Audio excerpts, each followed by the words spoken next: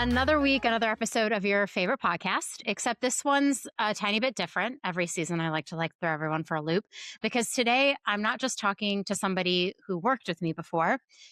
She worked for me on my team, and now she actually has my old job. We met as peers, learned how to complement each other, I think very well, navigated the weirdness of becoming manager and direct report, weird.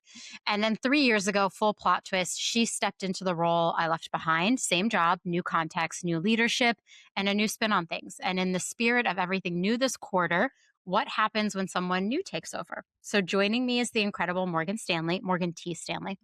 Morgan Stanley is currently the head of people. I had to, Morgan. You know, I had to. You have to. Morgan, I have to, because she's not the bank Morgan Stanley. She is Morgan T. Stanley.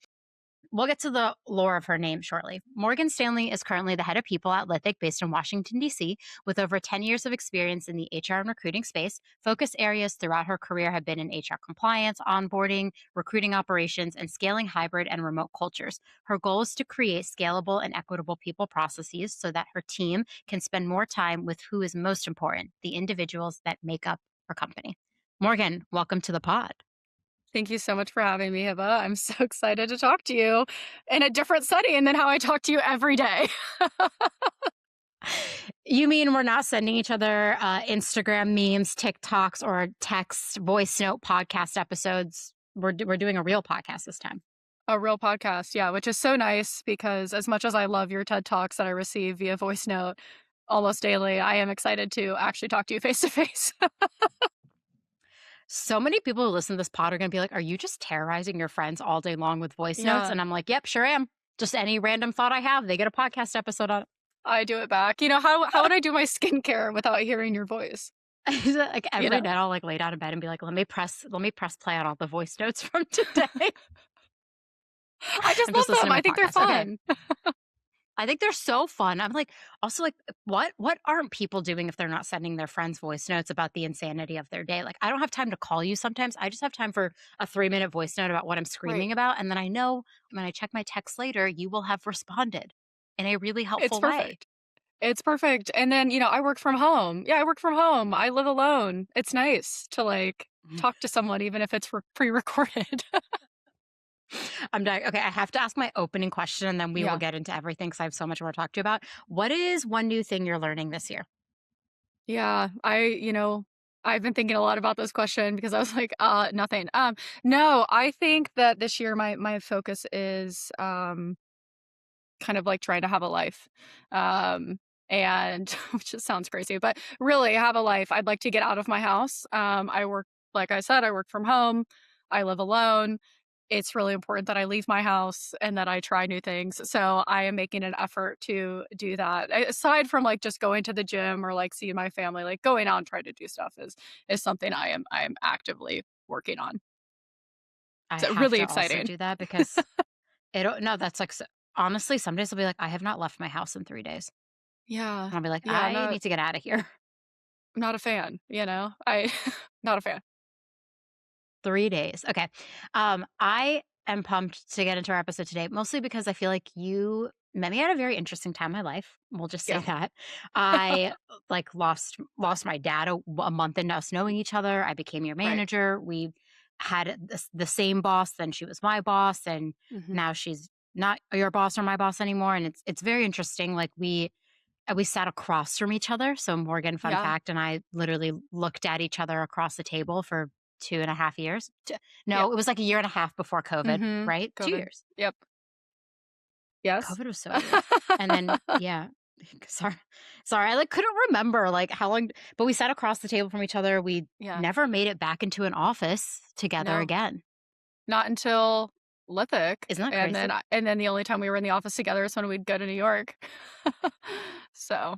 And then insane. I left and now you have the job. Okay, we're going to get to that. But first I have to ask, tell everybody how we actually met and what we were doing in our careers at the time.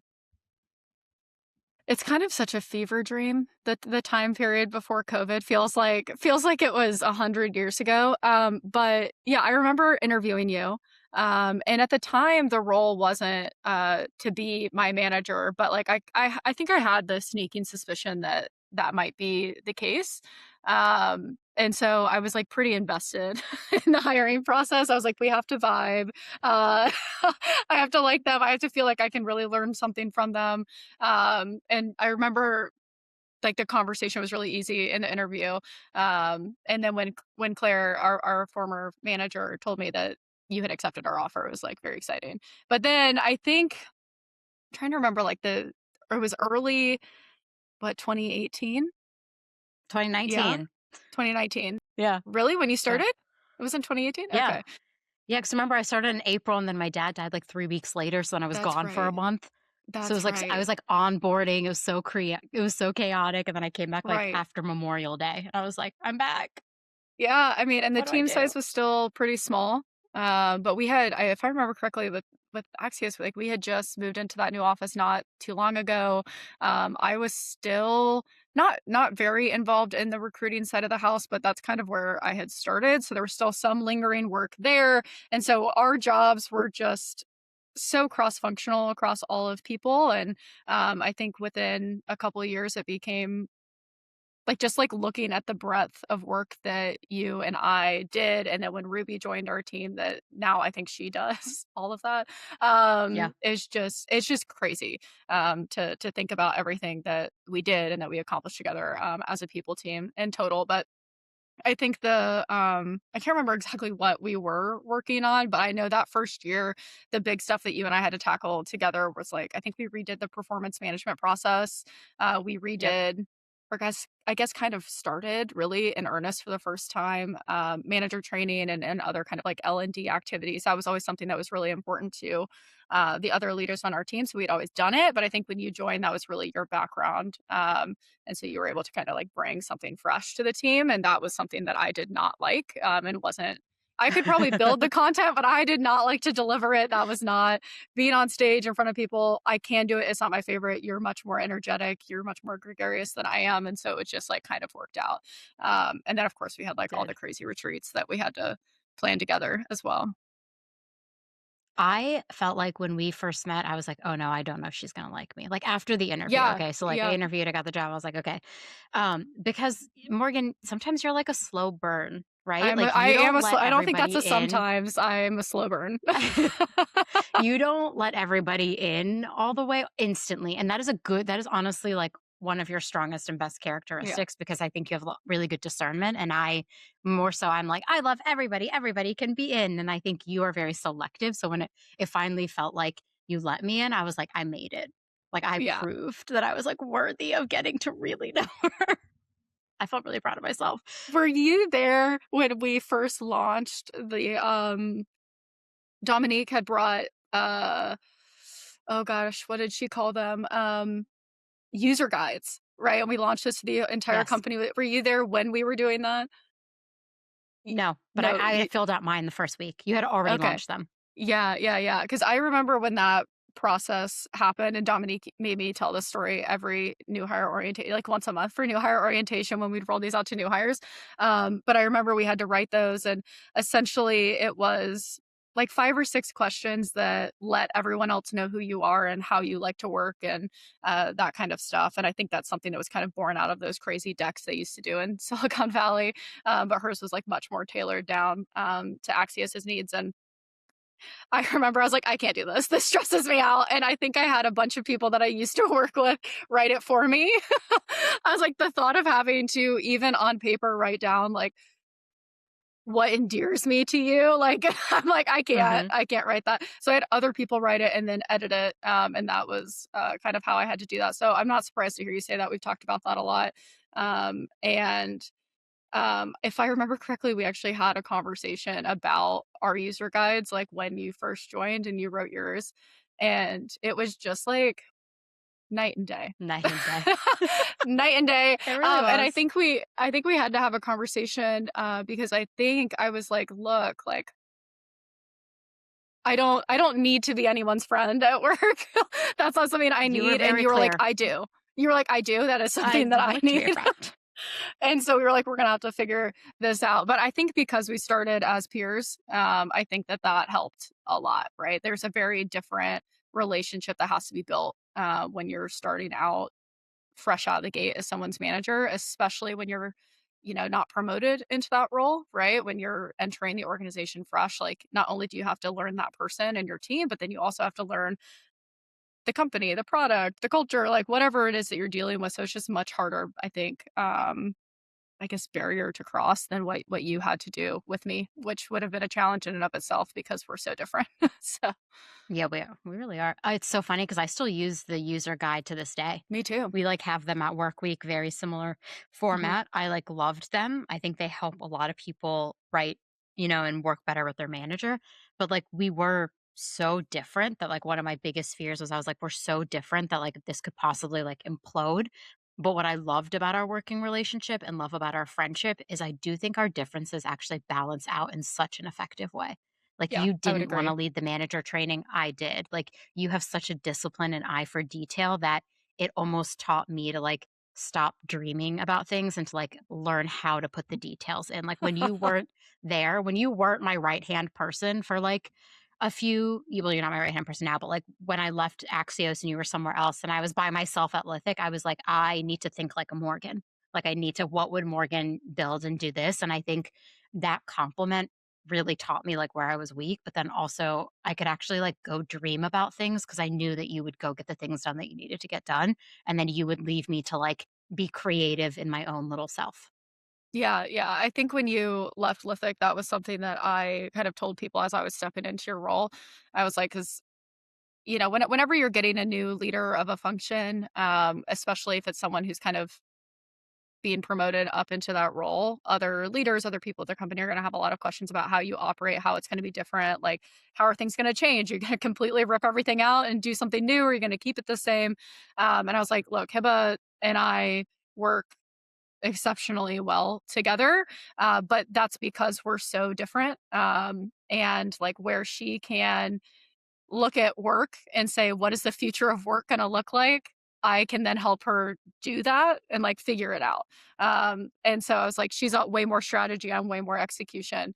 And I think that's why it's always kind of worked for us, but that's also meant that as I took on that head of people role after Axios and then, took it on after you, left Lithic, and I think that's, like, always been the hardest part for me is the execution part of the job is still what I love. Like, that's where I get my energy from. That's what I wanna spend most of my time doing. And you don't get to do that as much when you're in our roles, which is good, right? It stretches me, it grows me. And I had you as a great example of, like, how to do that, but it's still something that I think I struggle with on a regular basis for sure. It's funny because I do a lot more execution work now, and I routinely think of the things you've taught me around execution, like, on a weekly basis. And because I can execute, it's just, like, not where my Sure. energy comes from. Like, I Right. would rather dream and build it Mhm. and then, like, teach it than have to Yeah. go do the little bits and pieces of it, and thankfully, I mean, you've met Madison, I have Yeah. Madison, who is Thank God. very similar to you. I basically for Yeah. a while was like, I'm just working with women whose names start with M, Megan, Morgan, Madison. Like, what Yeah. is what is this? But when I met Madison, yeah, when I met her, I was like, so much of her reminds me of you. And I was like, great, because this is gonna work.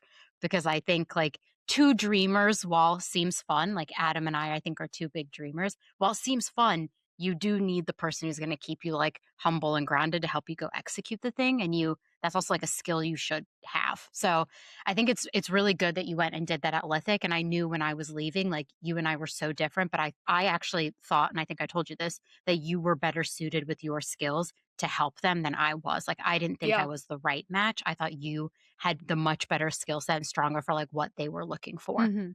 Yeah, and I think that's absolutely true, and then you went off to do exactly what you should be doing, right? I always joke and call you an influencer, but your job is so much more than that, right? Like, but you're just like, that's what you're so good at, right? Is, like, taking all these crazy big ideas, and then also, I think what, you've been able to do with your brand from day one is take those crazy big ideas and then distill it down into actual actionable steps that HR professionals can take. So I think that's it's been my biggest gripe with any, like, HR newsletter or conference or whatever, you go to all these things, they talk about these big things and you're like, "And? Like, how do I do that?" Right? Like, how do I execute if I have no one on No. my team, right? It's just me, right? How do I run recruiting and performance and and fire people and have to deal with layoffs and also deal with immigration nightmares and like it's all of these things and our jobs can be so challenging and I think it's nice that you were able to find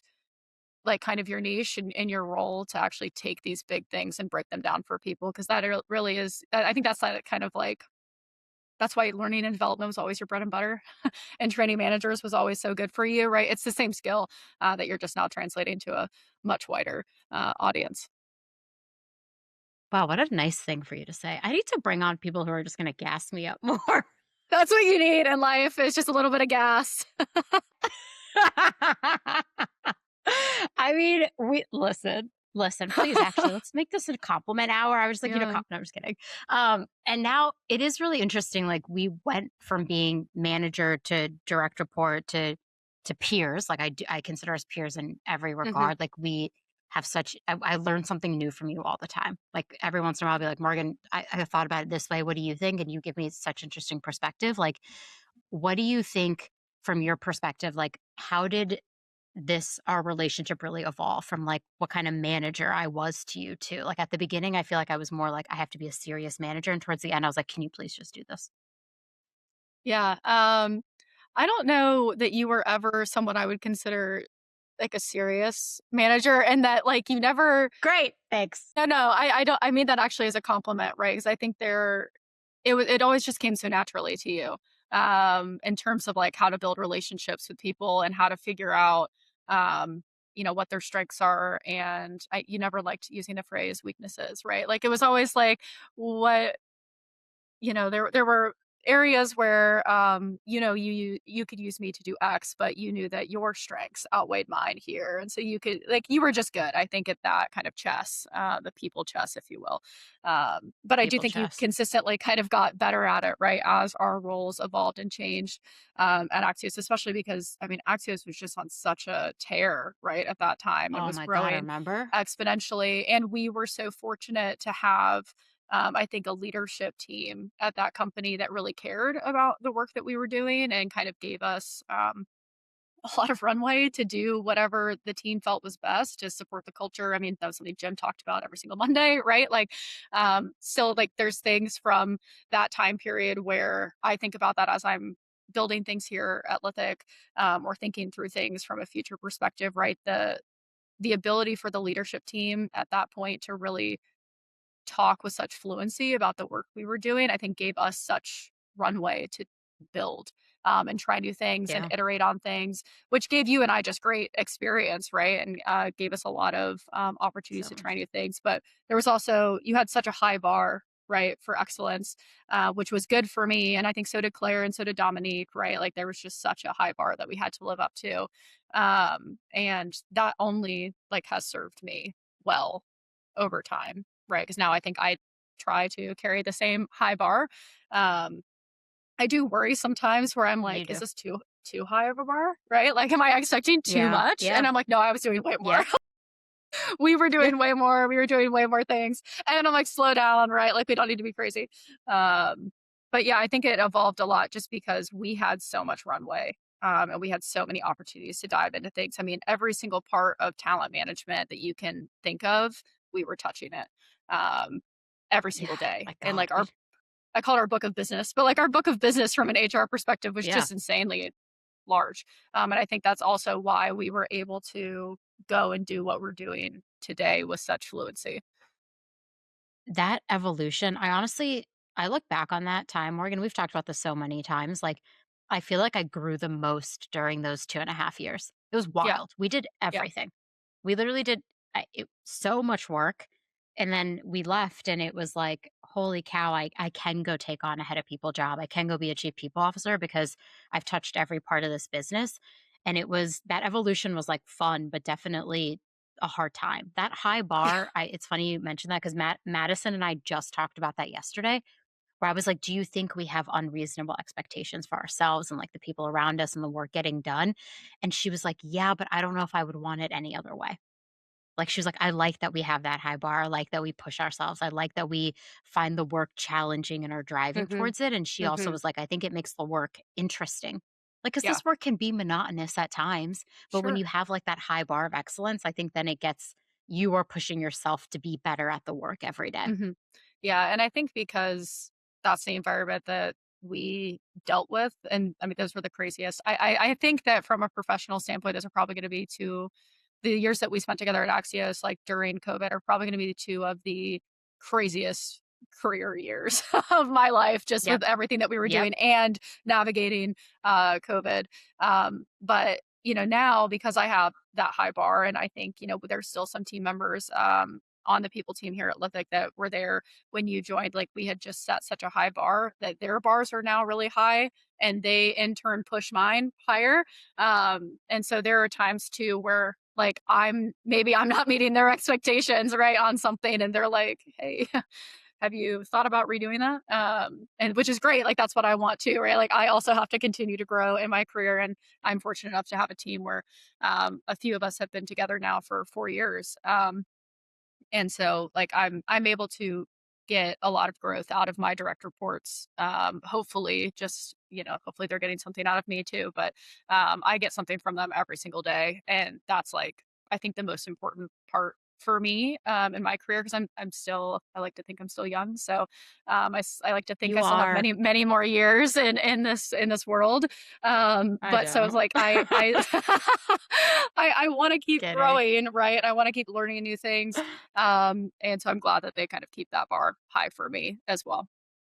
I cannot believe it's been 4 years since I've left, or I've been doing this. Yeah, I'm hitting my 4 years at work week this year. It's wild. Okay, thinking back to those 4 years when I left and you stepped in, like, Yeah. to carry on the torch, to do it differently. What for you back then felt new immediately? Like, almost kinda, like, shook you that you were like, "Holy cow, this was new." I mean, to be clear, I was very transparent with you always about what I was facing in my job to, like, help you. My only dream, and you've heard me say this, Madison has also heard me say this, after working with me, my only dream is that someday you are, like, better than me in every regard, and I would say you are. There are so many things that you do better than me that I'm just like, "She fucking kills it," and I'm so happy because it could not be me. So what Yeah. felt new immediately after I left? Well, when you left, there were I want to say there were 9 people on the people team, give Yeah, or it was take, pretty big. right? It was huge. Um, and so I went from having one direct report, Megan, to having the whole team. And then I wasn't just kind of a midline manager, right? Because I had that head of people role and I left that job to come work for you because I was like, I don't think that's my jam, right? Like, I don't think running HR is like actually what I want to do. I just want to stick and do the stuff that I really like, which is kind of the employee experience stuff. And then I joined, and you were like, hey, what if you took a stab at redoing our recruiting operations? And I was like, sure, I've done that. Sorry. Nope, it's good. And I was like, sure, no problem. It's the back end stuff that I like, right? I wasn't recruiting every day, which I don't love. I was like, "Sure, happy to Me help, neither. anything." And then we started to build out new and new projects, and then you were like, "I think I'm gonna go work at this company work week, and, like, this is the job." And, I mean, you told me, God, I think, like, when you and Adam had your first conversation, right? So months in the making, I knew Yeah. that that was happening, so it wasn't, like, blindsiding or anything. We had a lot of time to prep, um, but I think, like, taking on the entire team, going back to having a, active role in recruiting, was and still is to this day, I think, a challenge for me. Um, and then, Lithic is growing really fast. I see a lot of the same kind of quick markers that I felt when we were at Axios, where everything is just running at breakneck speeds, and which is part of why I like being at a startup, right? Like that like really jazzes me up. So like that was fine, but it's like you're kind of having to dive into that, learn all of these new direct reports, stabilize them right after their leader has left, and then also while I knew the leadership team, I didn't really have relationships with them, right? Because that was your role. And so also having to kind of build that layer, um, was certainly, I think, the most challenging. Nothing unexpected, though, it's all just happening at once. Yeah. That's a lot to manage at once, honestly. Like dealing with the exec team is one thing, and then dealing with your own team another thing, and then Mhm, obviously like things change and you have to figure all that out. Like, mhm. was there any part of the role that like honestly surprised you once you were fully doing it? No, and I s no, I think no, because, um, I think for a lot of when I talk to other HR folks, um, what I hear from them is like, "Oh, well, I was doing that for the first time." And there wasn't anything here that I hadn't at least had exposure to in some way, and I think that again goes back to Axios and just, like, the breadth of work that we did. Um, but then, also when I helped launch Grid, I was employee number 3, so it was just Mhm. I think I had enough experience at that point to at least know the foundation of, like, what that situation was. Um and so, like, nothing was brand new to me, but I mean, everything was new at the same time because it's a new company, and so every situation has to be handled in a very specific way. And how Lithic runs is very different to how Axios runs, very different to how Workweight's gonna run. Everything's different. The leaders are different, they're different people. Um, and so it's all new at the end of the day, but I think foundationally, I had enough like, 1, you gave me enough awareness of kind of your experience, and then with everything that we had done and built together previously, I think I had an at least enough exposure, um, to know where to start, which sometimes is, like, all you get, and that's okay. Knowing where you start is always the hardest part sometimes. It's so interesting because something you stressed to me early on when I was managing you is how you needed context on things. Yeah. Like I couldn't just tell you to do something, you needed to know why. And I just have to take this moment to say thank you because that has now helped me, I think, be such a better leader all around because I'm always thinking about the context to give people. I also think that's like what makes me an incredible storyteller and being able Mhm. to like Yeah. narrative story tell around things at work is Mhm. because you reminded me so often that like context is a thing that every single person needs. And I explicitly need it as your direct report. And so it like helped me give that to Madison as well, who also always says she needs context on things. And then when I'm writing, I'm always thinking about that too. But I was just thinking like you're so good at this job now too, because I think you know what it's like to experience work in a not fun way.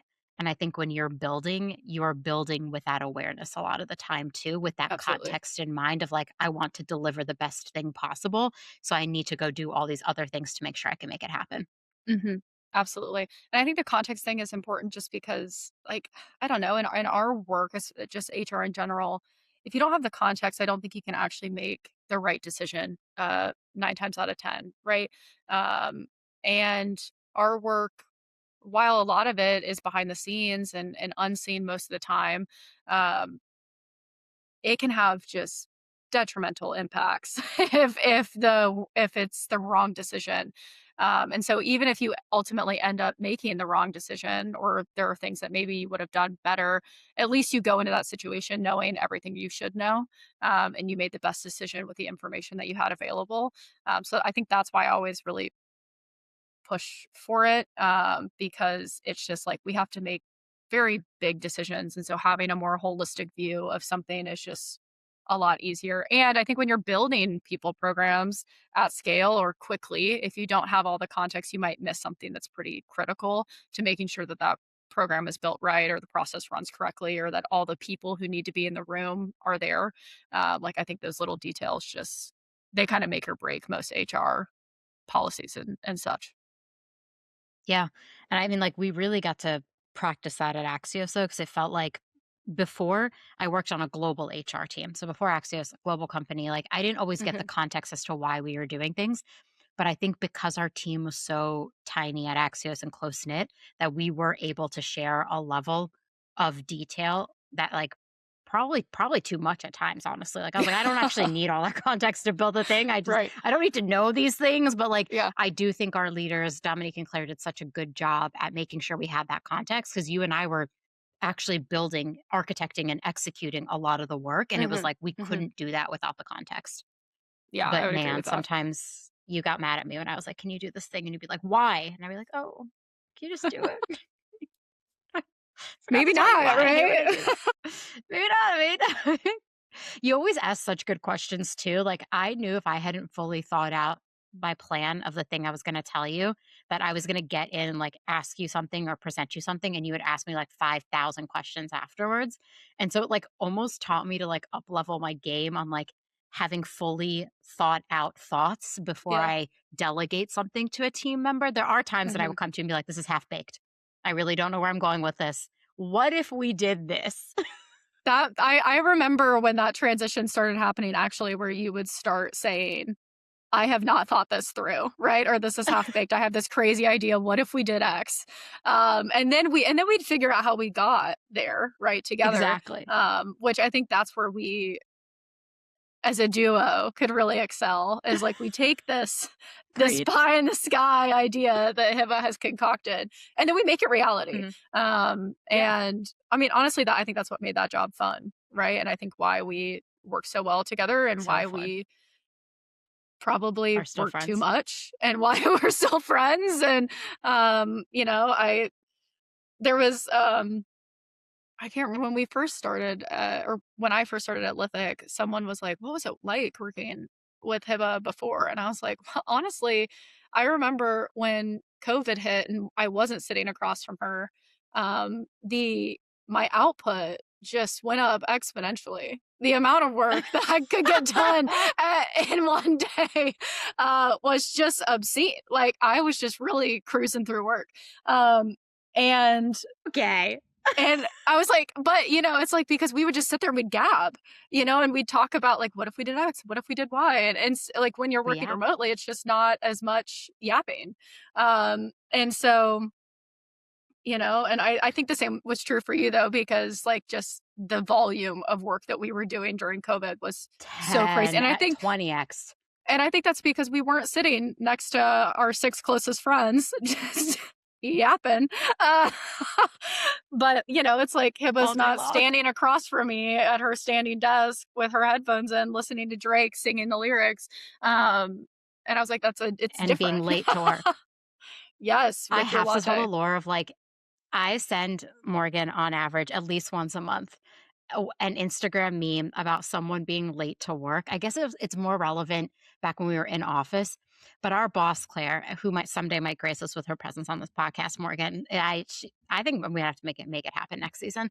You should. She would be like, "Can you please show up to work at 9 a.m.?" And I'd be like, "Sure."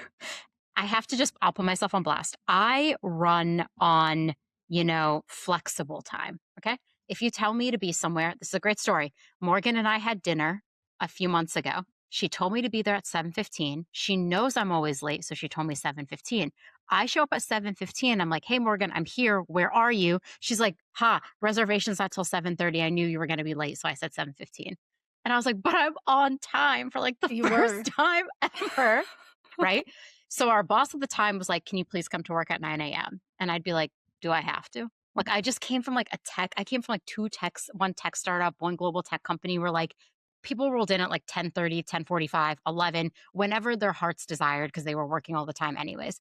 And Claire was like, "No, you like really need to show up at 9 a.m." And I would roll in on average. I'm so sorry, Claire, to do this to you on a podcast. I would roll in at like 9:15 most of the time with an You would. iced coffee. Yep. And it just became a bit. I'm really surprised Claire didn't fire me. Thank you, Claire, for letting me keep my job because it was so But you didn't ask if you could come in late. You told her you were not coming in at 9. You were just like, "No." You're like, "It's just not like, I don't know, it's not gonna happen." And I remember Claire was like, "No?" Like, you tried. 9:15 was close. I knew if I could get there, within 15 minutes, she wouldn't be so mad. If I was going to be any later than 9:15, I had to tell her. Like I knew if she gave me like a 15-minute grace window, but now it just becomes a recurring joke. And we actually still send the meme around 4 years later of me, the meme that's like, I'm late because I got my iced coffee on the way to work. And Morgan knows what I'm about to say.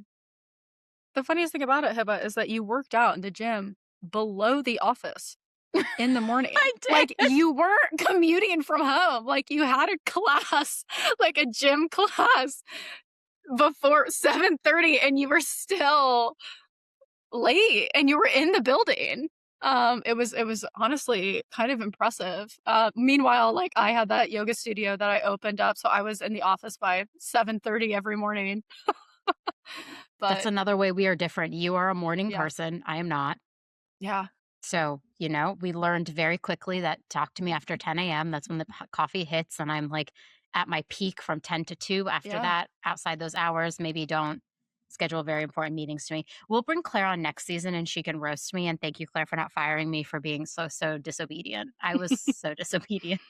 We both But I were. worked really hard at that job. We both worked really hard at that job. But like that was wild times and we built a lot of really cool things. And I think Yeah, got to see the fruits of our labor. I think when I left, I did a count and we had added like something wild, like over 500 employees. We had like built yeah, performance management. We had built a whole comp philosophy.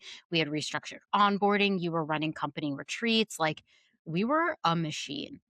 yeah. And now It's wild. sometimes I just think about Ruby, and she's just there, and she's doing everything you and I did, and she's one person, and I'm so impressed by her.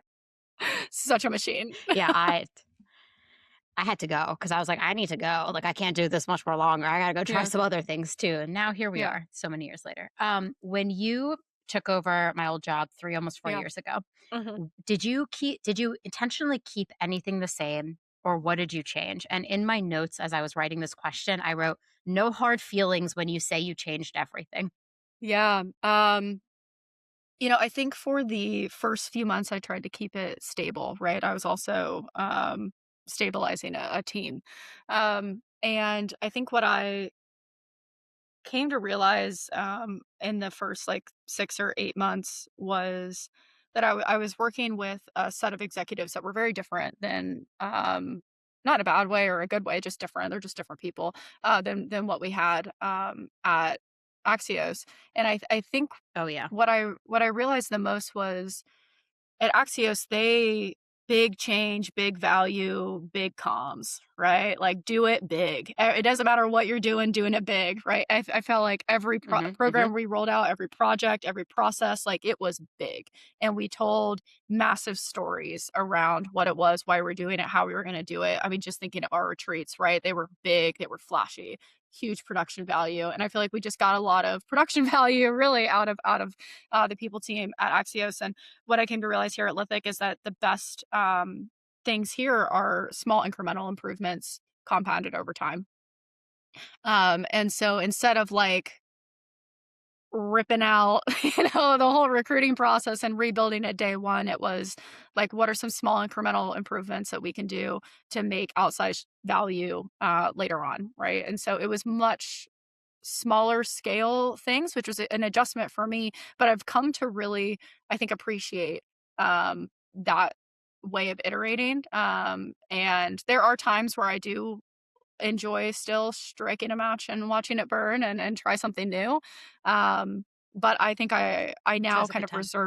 I reserve that behavior, I think, now for my direct reports, right? When there's something Megan wants to do, or Shirley, our tech recruiter, she's just a recruiter. She recruits everything. If there's something they want to burn down and redo it, I'm like, girl, get after it. Like, whatever you want to do, like, I'm not going to stop you. Um, and so now it's more fun, I think, to watch them do that. Whereas, like, for me now, I've gotten very used to the smaller improvements, and kind of compounding them. And it's just a totally different way of working than I think the style we had before. Um, but it's been good. Which was big burn things Big down, big burn, big executions, like burn. the small Yeah. big burn. We were always burning things down. It is interesting though, because the founders at Axios that we worked with were second time founders, right? They always had the Sure. ethos and the model that like they did everything incorrectly the first time. So they were trying to do it better and right the second time. Whereas the founders at Lithic are first time founders. And so, like, I also Adam and Becca are first time founders at Work Week. It Yeah. really does require a different Mhm. approach. So when I talk about Totally. like the type of sub founders I've worked with like two sets of second time founders, two sets of first time founders. They Mhm. require like such a different approach. I do think the Yeah. big burn it down approach for first time founders can be really scary because a Oh, lot of them don't sure. have never worked with HR or Yeah. don't understand HR or don't really understand why that thing is so important. And so those Mhm. little incremental steps I do think have worked so much better when you're working with like first time founders who are potentially Yeah. like risk averse.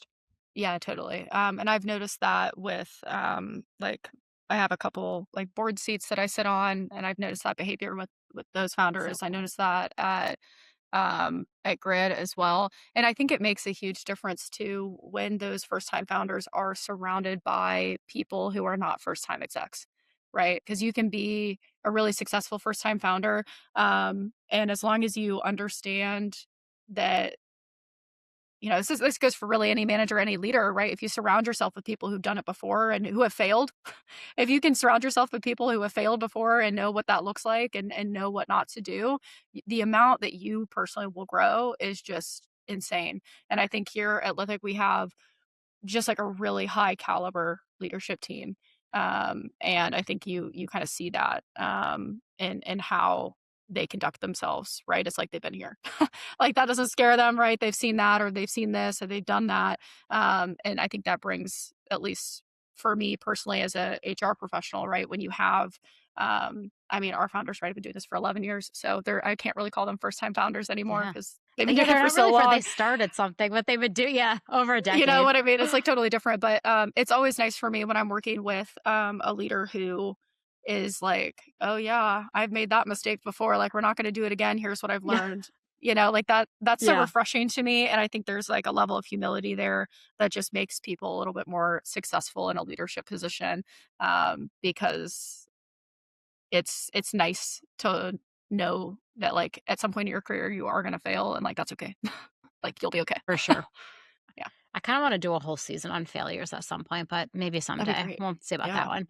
Um, how how do you think your relationship with things like power, decision making, and responsibility have evolved Mm. since taking over this role almost 4 years ago?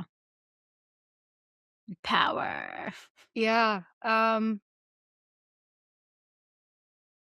always, as I sit in meetings or board meetings or whatever, I'm always really intrigued by how other people might answer this question because I think HR has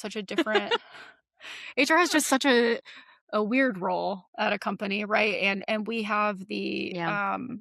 misfortune of most people not liking us and not finding our value. And I Us? mean, Ugh, I know. Like you see the hate online, right? Like HR always. is most hated. No one's And friends, yeah. we have such a weird job because for most of us we got into HR because we probably had a bad work experience and we wanted to fix that, right? We didn't have a place to go. We didn't have a safe place to file that complaint or that process was a mess or whatever it may be. Um, like I there are definitely people who study HR in college, but like I didn't. Like Yeah, I actually don't me know neither. anyone who did. But I know that that is Yeah, a same. career field you can choose. But for a lot of us, like the most common thing I hear is like I fell into it. I Mm, mhm. fell into it because there was something I wanted to change, or I had this weird opportunity that happened to be on an HR team, and now I lead HR teams. And so I think for me, I have to deal with the wearing of the many hats. Right? It's Mhm. like I have to wear the HR hat. I have to wear the employee hat. I have to wear the company hat. I have to wear um, you know, Manager. the manager hat. I have to wear the friend hat. I have to know when the friend hat has to come off. I have to wear the Mhm. legal hat and the compliance hat. And I have to kind of balance all of those things at once. And that's really difficult, especially if you are in a startup where you are not just the head of HR or the head of people, whatever you want to call it, but you also have individual contributor responsibilities. right? Like you and I both Hmm. recruit on a daily basis. We have recs that we personally own, right? It's not like we have a team of recruiters that handle all of this. And I think the context switching that we have to do is very different than other leaders, right? Everyone's going to have a moment in their career where they have to do something like that, but I think for other leaders, they don't quite have that same level of change that we have to manage on a regular basis. So I think from a power perspective, I always feel like a click lower, I think, than other leaders in the room. And I don't know if that makes sense, but I think because I am, I spend a lot of time with our employees, or my team at least spends a ton of time with our employees. They hear everything, right? Like they soak up Yeah. all the knowledge. And so sometimes it feels like I'm a click lower just because I'm in a different seat and I have a different vantage point. And I'm sure there's something there too about gender roles and what have you. But I've always felt like it's just different. Like you're not quite in the same room. You're in the room, but you're not quite in the same room just because your roles and your Yeah. responsibilities and your viewpoint are just so different than they might be in another seat. And I don't know if that makes sense. No, that of course that makes sense. That's a great answer. As you were talking, I was just thinking about it because I don't really think I've ever had like a I want power. Just an episode with Madison Butler earlier this week, we were talking about how like early in my career I wanted power so I could make change. And like now I don't even think about power on an average basis because you're right. Sometimes I feel like we're all in the meeting in the same room, but I'm in a room in an alternate dimension. Yeah. I'm in the room where I'm like thinking about how is this going to impact the employees? What does this look like? How does this play out? What does this mean for engagement? How does that change my recruiting strategy? Like I feel like I have power, but it doesn't feel as implicit or like direct Yeah. as some other people might view other Hmm. functions at the company as having Hmm. quote unquote power. So it's like more soft power, if anything. It is. It is. And I think there's kind of going back to like HR is so hated, right? Like I think there's also we have to spend a great deal of our time justifying our job. And I don't think that there's other like products never going to have to justify their job. They're the product team, No. right? And they might have to justify why they're doing something the way they're doing or why they're building it the way they're building it, but like Yeah. we have to sometimes quite literally justify our existence. Um Mm. and I think that can be challenging as well, and I hear that from other HR folks all the time, right? That it's like I had to sit here and have a conversation with so and so about like why this even matters and like why Yeah. I have any value here, right? And sometimes it's as simple as like why can't I just do my own hiring? Why do you have to do it for me? Um, and I think that if like the average manager, person, individual, exec, whatever, had to sit in our seat for a day, they'd be like, "Never mind. You can take it Yeah. back. Yeah. You can take it Yeah. back. I didn't realize," I don't right? want this job. Yeah.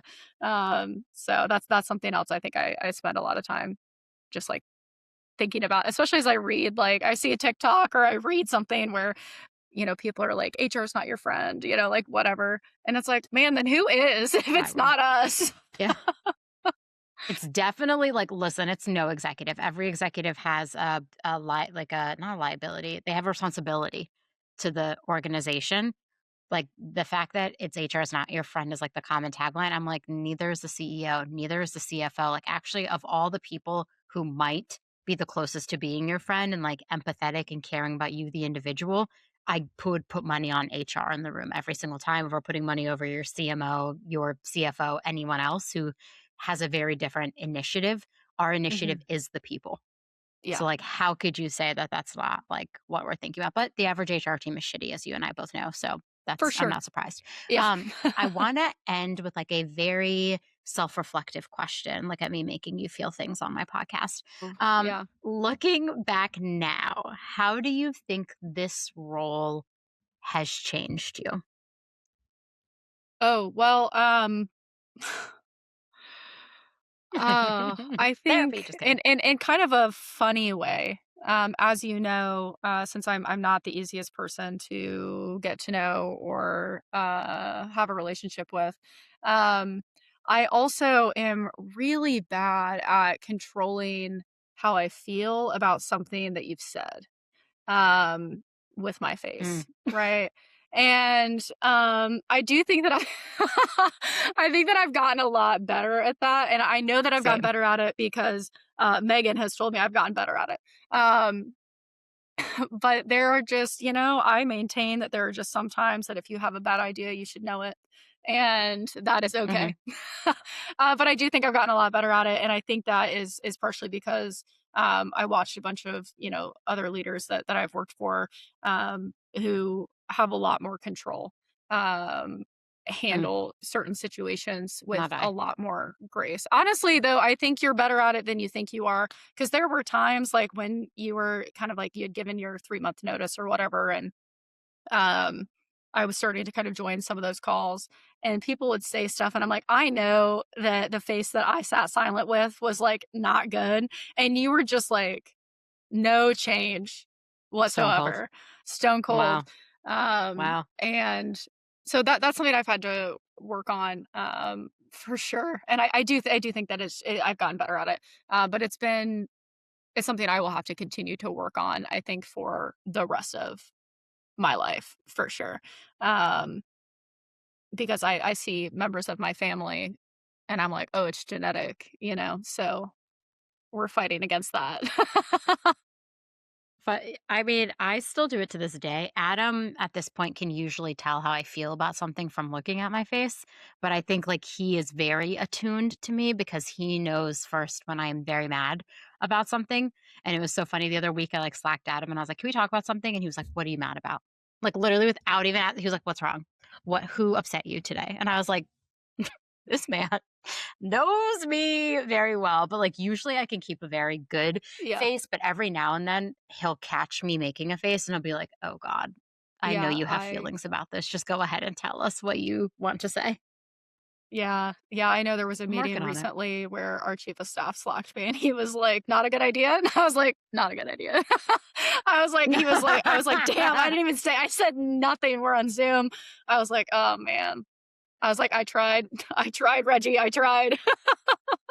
I really tried to keep myself, sometimes I think it's okay to be expressive. Other times, I'll just try to keep the look of disbelief off my face. I'm also actively working on Yeah. it, Yeah. truthfully. It's why Yeah. I always joke like if I get Botox, everyone will know right away because I won't be able to make any of the faces I usually make. Right. Right. Either I They got will real know. cool with a bunch of stuff real fast or I've had Botox. So I agree with Or yeah, that. my muscles are not moving. I've paralyzed them. Yep, Mm-hmm. yep, yep. Mm-hmm. Mm-hmm. Okay, Morgan, for people, this has now become a running bit on this podcast. For people who want to get in touch with you, what's the best way they can do that? LinkedIn. Tragically, the bane of my existence, LinkedIn, is actually the best way to get a hold of me. I don't have, I've kind of gotten rid of most of my social media, so you can't contact me on Twitter. Is Great, that but still a I can thing? What is it still called? Instagram X? DM you because I'm your friend. You can It's Instagram X, DM but me we for still say sure. Twitter. Yeah, but if you are looking for None me, of don't forget the T, Morgan T Stanley, or you Morgan will T. get Stanley. super lost. Everyone gets lost searching for me. When I have to call candidates, right? I work in fintech, Yeah, and they my don't name is believe. Morgan Stanley. And so sometimes my emails get ignored. And then other times I'll get on the phone and the first thing they say to me is, this makes a lot more sense. I could not remember when I applied to Morgan Stanley. And I was like, well, you sure didn't. Like, let's talk about Lippic. Um, but Let's start with you. This is not a phone screen for Morgan Stanley. This yeah, is a I phone mean, screen for a different now my company. recruiting team's grown a little bit, so I don't handle the scheduling as much anymore, which has helped a ton for sure. But yeah, you'll get lost on LinkedIn trying to find me. Love that. Well, Morgan, thank you for coming on today. I feel like you'll be back. We'll also maybe get Yeah, Claire to expose me at some point in future seasons. love And that. I can't wait to hang out with you in the wild soon. See you soon. Yes.